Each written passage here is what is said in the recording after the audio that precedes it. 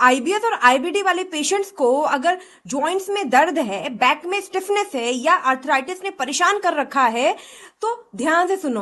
आपकी तकलीफ की असली जड़ आपके पेट में है और यह बात साइंस अब क्लियरली कह रहा है कि गट जॉइंट एक्सिस एक रियल कनेक्शन है। जब आपके आंत में बैक्टीरिया का बैलेंस बिगड़ता है, जिसे कहते हैं गट डिसबायोसिस, तो यह रिमोटॉइड आर्थराइटिस के लक्षण के आने से पहले ही शुरू हो जाता है। यानी जॉइंट डैमेज बाद में आती है, पहले गट का नुकसान होता है।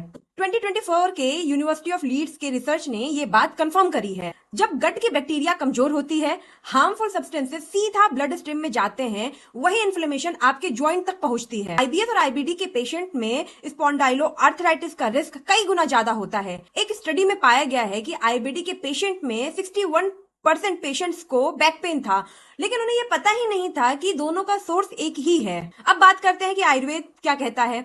आयुर्वेद हजारों साल पहले से कह रहा है कि सभी बीमारियों की जड़ एक ही है। वो जड़ है कमजोर अग्नि, यानी आपकी पाचन शक्ति।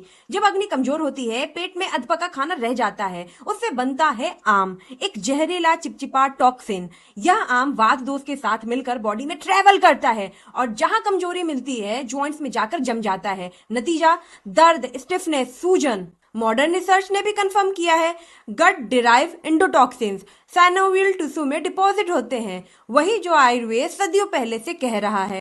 आईबीएस इज इक्वल टू आम की शुरुआत है, आईबीडी इज इक्वल टू आम का बिगड़ा हुआ रूप है।